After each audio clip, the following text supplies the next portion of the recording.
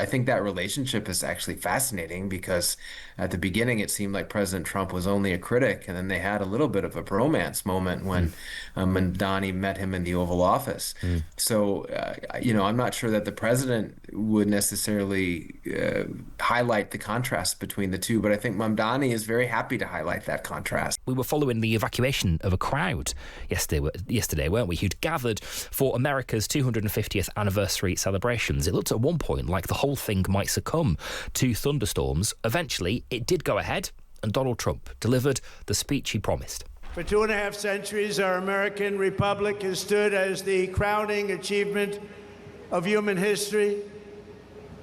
This country is the home of freedom. This is the land of liberty. And this is a flag that's the banner of the most extraordinary, most exceptional, most incredible nation ever to exist on the face of the earth. And we're doing better now than we've ever done before.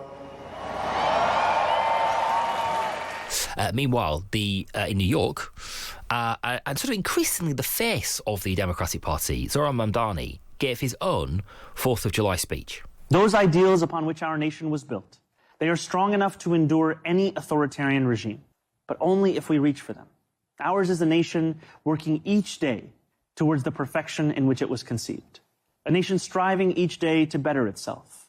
Therein lies the work of America, the striving, the bettering, the reaching towards perfection. What a privilege each of us has to live in a nation that every one of its inhabitants can shape. What a responsibility each of us possesses to prove ourselves worthy of all those who came before.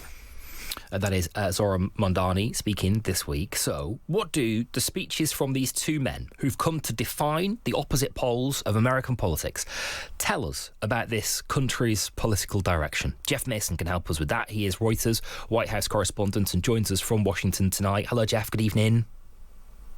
Hi there, good to be with you. I have to make one correction there. I am now at Bloomberg, not at Reuters, but it is good to be with you. Congratulations, Jeff. I hadn't realised. Forgive me. And no worries. What a gain for Bloomberg.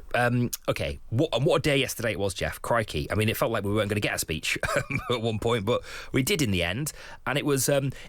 Look, let's just dive into it. So far as Donald Trump is concerned, Jeff, it was much more hopeful about America than some of his previous rhetoric. You know, it was a mixture, that speech, I would say. It was a mixture of greatest hits for the president that he often talks about in his speeches that are sharply partisan and sharply political. But it also had in what you would consider a traditional 4th of July speech for a president, and a couple of very moving aspects or parts when he invited veterans to come onto the stage, some from World War II and other wars, and salute flags that were old and historical flags. And the president also making some broader statements about the best is yet to come. That's something you might hear from a more in a more traditional speech on such a significant day.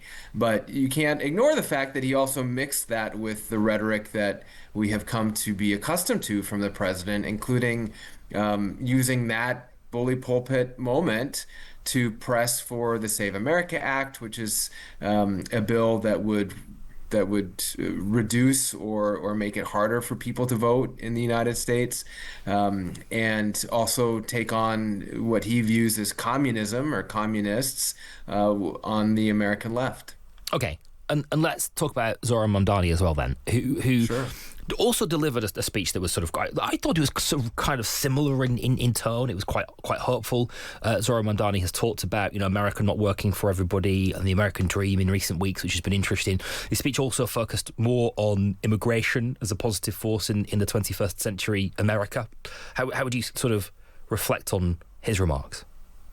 I think it's just a contrast, and Mamdani is now certainly one of the most high-profile Democratic and specifically Democratic Socialist leaders in this country.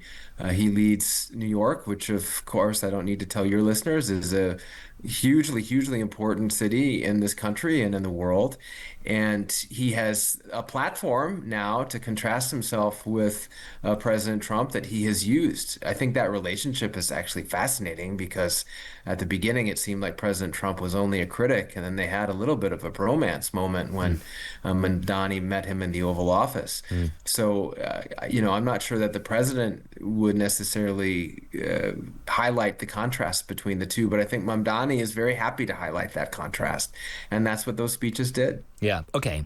How do we then marry them? How do we bring them together to understand, Jeff, where America is currently at its two poles? It's a good question. I mean, look, it's my job as a reporter to cover those things and to connect the dots.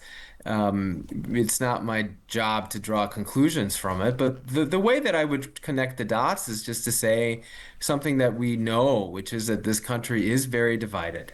And we've seen that for years now, but it has certainly manifested itself in the last few elections, and it is manifesting itself now in this issue and in between those two men as sort of polar opposites of the left and the right. I think it's also interesting to point out that those divisions are very, very open within the two sides. So the Democratic Party, of course, is really struggling with its own divisions between the left and the more moderate side. And Mamdani represents, as do the other Democratic Socialists who were elected in primaries over the last couple of weeks, that much further left side of the party. And then there are others who are fighting to stay sort of in the middle, which is more or less where general elections, particularly big ones, are fought. On the right, you have President Trump, who really has complete dominance over the Republican Party. And yet his MAGA movement does not represent the entire Republican electorate. And so there are tensions there as well. Okay, and if we understand in that context, Jeff, American politics and all politics really, to be about having and winning your base and then reaching to enough people perhaps in the centre to build a broad enough coalition to become president.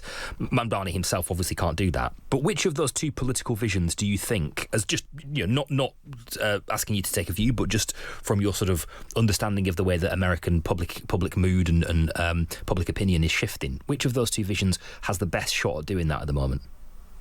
Say that last part again. Which of those two have the what? Have the best sort of shot at being able to capture that mood and be able to sort of build that coalition, I suppose.